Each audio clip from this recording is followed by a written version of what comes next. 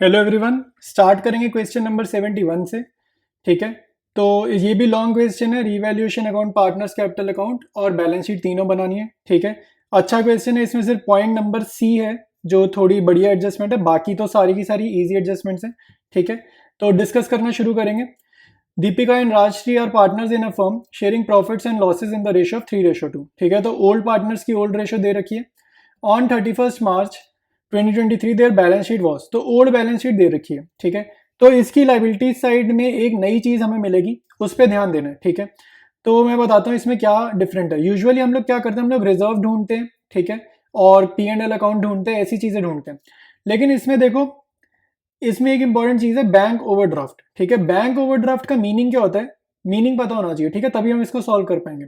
तो bank overdraft का meaning होता है नेगेटिव बैंक बैलेंस। ठीक है, नेगेटिव बैंक बैलेंस। नेगेटिव मतलब क्या हो गया कि जैसे हमारे अकाउंट में जीरो से भी कम बैलेंस हो जाना। ठीक है, एक होता है कुछ भी नहीं डालेंगे अकाउंट में, पैसे ही नहीं रखेंगे तो जीरो बैलेंस होगा।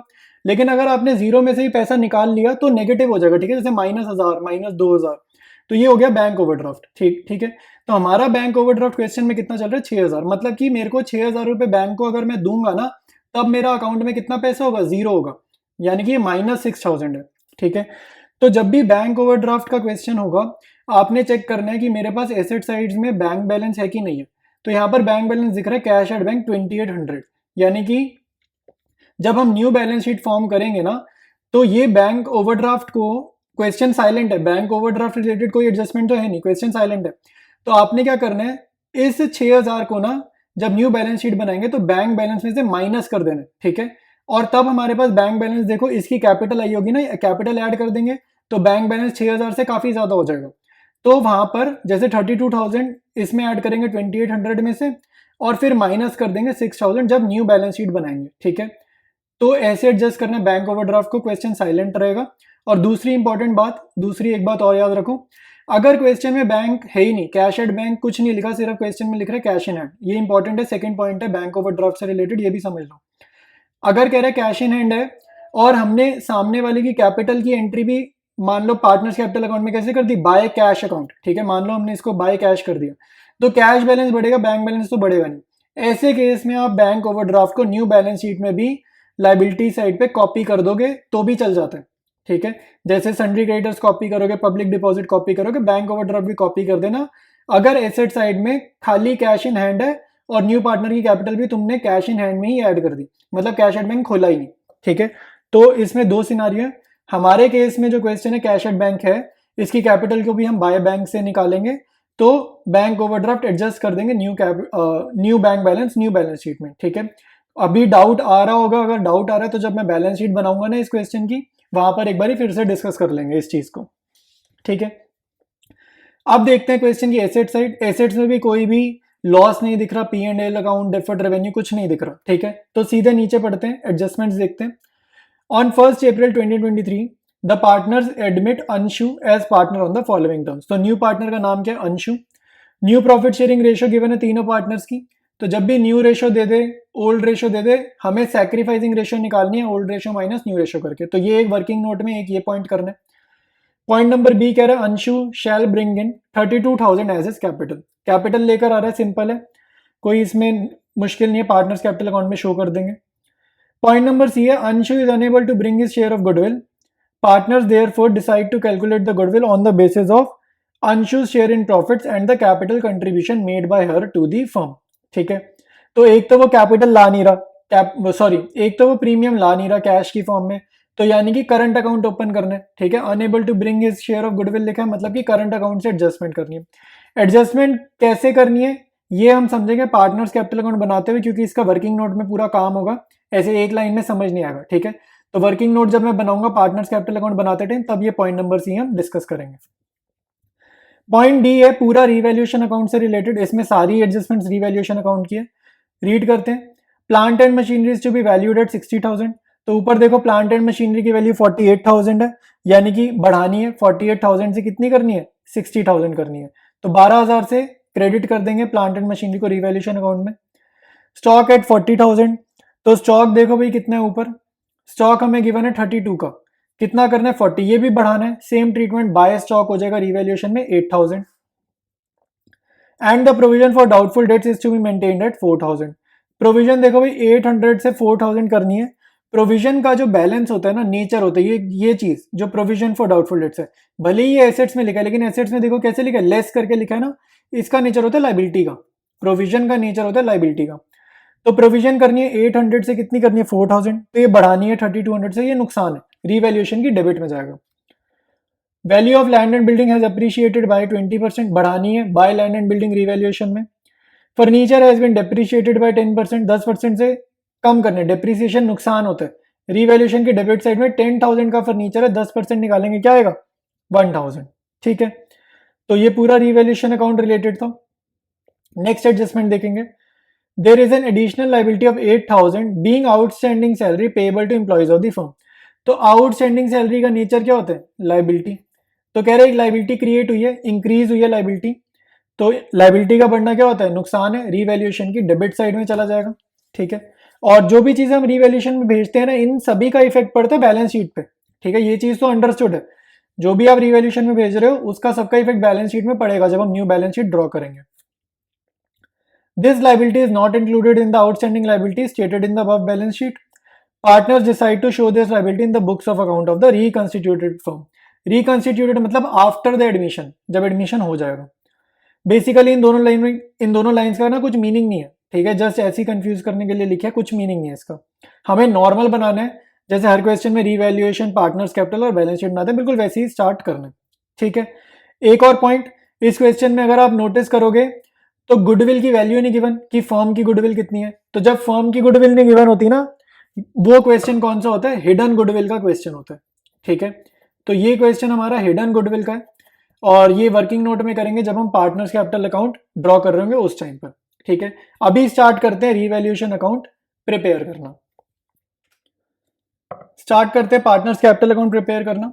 सबसे पहले क्रेडिट साइड पे क्या लिखते हैं, बाय बैलेंस बीडी, ठीक है। तो बाय बैलेंस बीडी में क्या लिखना होता है भाई, बैलेंस शीट में से ओल्ड पार्टनर्स के कैपिटल बैलेंसेस लिखेंगे, डी का 48,000, आर का 40,000।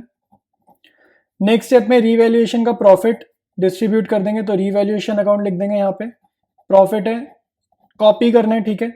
अभी अभी रीवैल्यूएशन अकाउंट बनाया, वहां से प्रॉफिट कॉपी करेंगे, क्रेडिट साइड में लिख देंगे, ठीक है। मैंने बहुत बार ही बताया, क्रेडिट साइड में वो चीजें लिखते हैं जिससे कैपिटल इंक्रीज होती है, डेबिट में वो चीजें लिखते हैं जिससे कैपिटल डिक्रीज होती है, ठीक है। तो ये चीज याद रखेंगे। इसके बाद क्रेडिट में लिखेंगे by bank account, new partner जितनी कैपिटल ला रहा है वो यहाँ पर लिख देंगे। तो ए अंशु हमारी कितनी कैपिटल ला रही है, 32,000 ला रही है बिजनेस ज्वाइन करने के लिए, तो वो कैपिटल यहाँ पे लिख देंगे, ठीक है। इसके बाद उसकी गुडविल, ठीक है, तो बाय अंशुज करंट अकाउंट, ठीक है, यहाँ पर लिखेंगे अंशुज करंट अकाउंट, क्योंकि वो गुडविल कैश में नहीं ला रही है, तो करंट अकाउंट ओपन करने, ये चीज याद रखनी है। और अभी वो कितना प्रीमियम ला रही है वो हमें पता नहीं, ठीक है, वो भी नहीं पता। सैक्रिफाइसिंग रेशियो क्या है वो भी नहीं पता, ठीक है, दोनों ही नहीं पता है। तो अब स्टार्ट करते हैं वर्किंग नोट, और कितना प्रीमियम ला रही है और क्या सैक्रिफाइसिंग रेशियो है वो कैलकुलेट करते हैं। स्टार्ट करते हैं वर्किंग नोट में, ठीक है। तो सबसे पहले हम निकालेंगे सैक्रिफाइसिंग रेशियो, ठीक है। तो सैक्रिफाइसिंग रेशियो का फॉर्मूला क्या था, old ratio minus new ratio, ठीक है।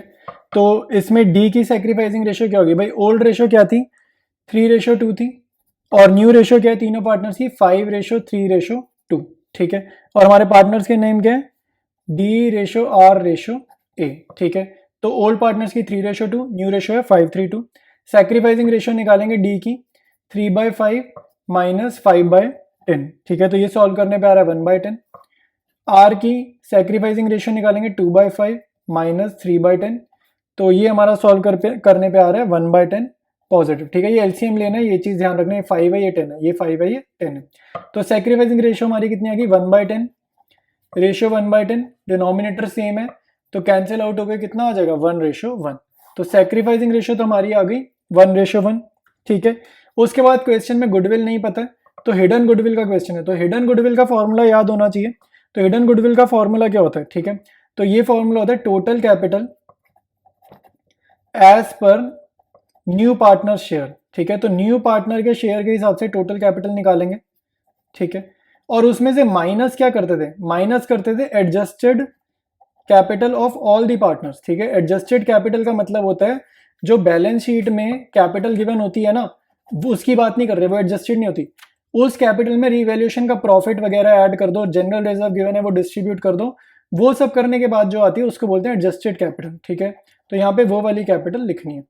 तो अभी हम देखते हैं एक बार पार्टनर्स कैपिटल अकाउंट और देखते हैं यहाँ पे एडजस्टेड कैपिटल डी की क्या है, आर की क्या है और ए की क्या है, ठीक है। देखो भाई एडजस्टेड कैपिटल डी की क्या है, बेसिकली हमें क्या करना है, बैलेंस सीडी कैलकुलेट करना है। यहाँ पे बैलेंस सीडी कैलकुलेट करना है लेकिन लिखना नहीं है क्योंकि अभी अंशुज की करंट अकाउंट की प्रीमियम बांटनी है। हम सिर्फ एडजस्टेड कैपिटल निकाल रहे हैं। एडजस्टेड कैपिटल क्या होती है, पुरानी कैपिटल में जितने भी एडजस्टमेंट्स करने होते हैं ना क्रेडिट साइड पे और डेबिट साइड पे, उनका नेट इफेक्ट। तो डी की एडजस्टेड कैपिटल कितनी होगी, 48,000 प्लस 10,680, ये कितना आ रहा है 58,000, 10,000 है ना, 48 में 10, 58,680, ये मैं यहाँ पे लिख देता हूँ। ये आ रही है एडजस्टेड कैपिटल डी की 58,680। आर की कितनी आ रही है 40,000 प्लस 7,120, ये कितनी आ रही है 47,120, ठीक है। लिखने की भी जरूरत नहीं है, ऐड हो रहा है ओरली, 47,120, ठीक है। ए की एडजस्टेड कैपिटल वही है जो वो ला रहा है, यानी कि 32,000। तो तीनों पार्टनर्स की एडजस्टेड कैपिटल हमने अभी अभी समझ ली, डी की 58,680, आर की, इन दोनों का ऐड करेंगे 47,120 और ए की 32,000, ठीक है। तो ये हो जाएगी adjusted capital of all the partners. Start करते हैं, हिडन गुडविल निकालना। Total capital as per new partner share, ठीक है। तो न्यू पार्टनर लाया कितनी कैपिटल है, वो लेकर आ रहा है क्वेश्चन में 32,000 कैपिटल, और इसका शेयर कितना है, इसका शेयर देखो कितना है 2/10। यहां पर देखो अगर ए का शेयर निकालोगे कितना आएगा 2/10। तो इसको मल्टीप्लाई करना होता है हमेशा इसके शेयर के रेसिप्रोकल से, ठीक है, ये याद रखना, हमेशा शेयर के रेसिप्रोकल से करना है अगर हम फर्म की कैपिटल निकाल रहे हैं तो 32,000 इंटू 10/2 किया, माइनस एडजस्टेड कैपिटल हमने अभी अभी समझी तीनों पार्टनर्स की, वो यहाँ पर लिख देंगे। तो डी की हमने अभी निकाली थी 58,680, फिर 47,120 आर की, और उसके बाद 32,000 ए की, ठीक है। 47,120, 58,680 और 32,000। तो ये 32,000 इंटू 10/2 मतलब क्या होता है 32,000 इंटू 5, ये आ रहा है 1,60,000, माइनस इन तीनों को ऐड करा कितना आ रहा है 1,37,800, और 1,60,000 में 1000 में से इसको माइनस करेंगे तब हमारा आंसर आ रहा है 22,200, ठीक है। तो ये जो 22,200 है ये क्या है, गुडविल ऑफ द फर्म है, ठीक है, पूरी फर्म की गुडविल है, न्यू पार्टनर का शेयर ये नहीं है, ठीक है। अब हम एक बार क्वेश्चन रीड करते हैं कि न्यू पार्टनर कितना प्रीमियम ला रहा है। अभी तक हमने ये क्या निकाला है, फर्म की गुडविल की वैल्यू निकाली है। पॉइंट सी में कह रहा है Anshu is unable to bring his share of goodwill, इसका मतलब है करंट अकाउंट से एडजस्टमेंट करनी है, ये हमने समझ लिया। आगे कह रहे हैं partners therefore decide to calculate the goodwill on the basis of Anshu's share in the profit and the capital contribution made by her to the firm. तो ये हमने वर्किंग नोट में भी यही तो किया, ये हिडन गुडविल के कह रहे हैं कि कैपिटल कंट्रीब्यूशन जितना कर रहा है उस हिसाब से गुडविल ऑफ द फर्म निकालो। तो ये हिडन गुडविल वाला जो फॉर्मूला यूज किया ना, ये उसी को इंडिकेट कर रहा है कि आपने वो फॉर्मूला यूज करना है, ठीक है। तो पॉइंट सी यही है। अब उसका शेयर निकालेंगे, क्या करेंगे, उसका प्रीमियम कैसे करेंगे, फर्म की गुडविल जो अभी निकाली उसको मल्टीप्लाई कर देंगे इसके शेयर से। इसका शेयर क्या है 5:3:2 है ना, इसका 2 है, तो 2/10 से मल्टीप्लाई कर देंगे फर्म की गुडविल को, तो ए कितना प्रीमियम ला रहा है वो आ जाएगा। स्टार्ट करते हैं बैलेंस शीट प्रिपेयर करनी। सबसे पहले सभी क्वेश्चंस की तरह हम लोग क्या बनाएंगे, लायबिलिटी साइड कंप्लीट करेंगे। तो लायबिलिटी साइड या बैलेंस शीट में याद रखना ओल्ड बैलेंस शीट देखनी क्वेश्चन की, और साथ साथ देखना revaluation account new balance sheet बनाते टाइम। डेट क्या होती है, जिस दिन न्यू पार्टनर एडमिशन लेता है, April 1, 2023, ये याद रखना, जिस दिन न्यू पार्टनर एडमिशन लेगा वो डेट लिखनी है बैलेंस शीट की। लायबिलिटी साइड में सबसे पहले लिखेंगे सन्ड्री क्रेडिटर्स, इससे रिलेटेड रिवैल्यूएशन में कुछ नहीं है, सीधा अमाउंट कॉपी करो, ठीक है। फिर लिखा पब्लिक डिपॉजिट। पब्लिक डिपॉजिट मतलब होता है लोगों का पैसा हमारे पास पड़ा होना, तो ये भी कोई पार्टनर्स कैपिटल अकाउंट में बिल्कुल मत बांट देना, ये नॉर्मल दूसरों का पैसा है हमारे पास, ये हम वापसी करेंगे उनको, तो ये नॉर्मल लायबिलिटी की तरह ट्रीट करना, just like any other liability. Copy किया सेम अमाउंट। फिर लिखेंगे आउटस्टैंडिंग एक्सपेंसेस, ठीक है, आउटस्टैंडिंग लायबिलिटीज, सॉरी एक्सपेंसेस नहीं, आउटस्टैंडिंग लायबिलिटीज। तो आउटस्टैंडिंग लायबिलिटीज 2,000 पहले की थी, ई पॉइंट जो क्वेश्चन में था 8,000 की, वहां से रिवैल्यूएशन अकाउंट वाली लिखी, 10,000 हो जाएंगी टोटल, ठीक है। फिर कैपिटल बैलेंसेस लिख दो तीनों पार्टनर के, ठीक है, कैपिटल अकाउंट के बैलेंसेस लिख दो तीनों पार्टनर के, डी, आर और ए, ठीक है। अब यहाँ पे रेस्पेक्टिव बैलेंसेस अंदर नहीं लिख रहा, मैं सीधा अमाउंट के कॉलम में लिख रहा हूँ। ये वही बैलेंसेस हैं जो हमने अभी भी पार्टनर्स कैपिटल अकाउंट का आंसर निकाला है ना, ये वो वैल्यूज हैं जो यहाँ पर कॉपी करेंगे, ठीक है। तो वो वैल्यूज लिख दी, लायबिलिटी साइड हमारी कंप्लीट है। अब स्टार्ट करते हैं एसेट साइड।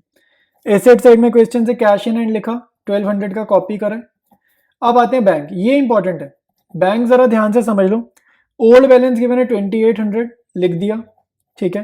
कैपिटल लेकर आ रहा है 32,000 की, वो भी लिख दी, ठीक है। यूजुअली प्रीमियम लाते हैं, प्रीमियम ला नहीं रहा, तो प्रीमियम नहीं ला रहा है तो वो करंट अकाउंट का यहाँ पे हम बैलेंस लिख देंगे, उसको 2 मिनट भूलते हैं। प्रीमियम नहीं ला रहा, उसका बाद में देखेंगे। साथ साथ लाइबिलिटीज साइड में क्वेश्चन में क्या था, बैंक ओवरड्राफ्ट था, और क्योंकि हम बैंक अकाउंट मेंटेन कर रहे हैं क्वेश्चन में, तो बैंक ओवरड्राफ्ट यहाँ से माइनस कर देंगे, क्योंकि नेगेटिव बैंक बैलेंस था तो यहाँ पर माइनस कर देंगे, ठीक है। तो ये चीज समझने वाली थी। अब यहाँ पर लिख देंगे 28,800, ठीक है। उसके बाद क्योंकि ये प्रीमियम नहीं लाया ना, न्यू पार्टनर प्रीमियम नहीं लाया, लाता तो हम यहाँ ऐड करते, नहीं लाया तो भी अमाउंट तो एसेट साइड पे दिखा देंगे, यहाँ पर लिख देंगे अनशूज करंट अकाउंट, ठीक है, अनशूज करंट अकाउंट। और जितना प्रीमियम का वैल्यू था वो यहाँ पर लिख देंगे टोटल प्रीमियम, ठीक है, 4440, ठीक है। बैंक हो गया। अब करेंगे स्टॉक, स्टॉक कॉपी करेंगे 40,000, प्रीपेड इंश्योरेंस 1000 लिखा, कॉपी कर दिया, ठीक है। सन्ड्री डेटर्स, ठीक है, तो सन्ड्री डेटर्स रिलेटेड एडजस्टमेंट है, प्रोविजन हमारे को इंक्रीज करना है, तो माइनस किया प्रोविजन 4000, ठीक है। प्रोविजन 4000 पे लाना था ना, तो बढ़ा दिया, तो ये कितना हो गया सॉल्व करने पे 24,800, ठीक है। आगे देखते हैं भाई, आगे plant and machinery. Plant and machinery भी 48,000 से इंक्रीज करके कितनी करनी थी, 60,000, तो प्लांट एंड मशीनरी यहाँ पर न्यू वैल्यू पर दिखेंगे, रीवैल्यूड वैल्यू पर, ठीक है। लैंड एंड बिल्डिंग रिलेटेड भी एडजस्टमेंट गिवन है रीवैल्यूएशन अकाउंट में, शो करनी है 60 पे, 50,000 प्लस 10,000, 60,000, ठीक है। फिर लिखेंगे फर्नीचर, फर्नीचर भी आएगा न्यू बैलेंस शीट में, ठीक है। फर्नीचर की वैल्यू 1000 से कम करनी थी ना, 10,000 से 1000 डेप्रीसिएशन, तो न्यू 9000 पे दिखेगा, ठीक है। तो एसेट साइड कंप्लीट है, लाइबिलिटी साइड हमारी कंप्लीट है, ठीक है। तो अब कुछ नहीं करना, टोटल कर देते हैं। टोटल आपको ध्यान रखना है भाई, सेम आना चाहिए, सेम अगर टोटल नहीं आ रहा मतलब हमने क्या किया, मिस्टेक कर रखी है। तो लाइबिलिटी साइड का टोटल निकाल देते हैं, यह आएगा 2,29,240, और एसेट साइड का टोटल भी हमारा सेम ही आएगा 2,29,240, ठीक है। कोई भी चीज़ नहीं क्लियर, कोई भी डाउट आ रहा है तो मेरे से पूछो कमेंट्स में, मैं सभी को रिप्लाई कर दूंगा, ठीक है। और अब स्टार्ट करेंगे नेक्स्ट क्वेश्चन हम लोग नेक्स्ट वीडियो से।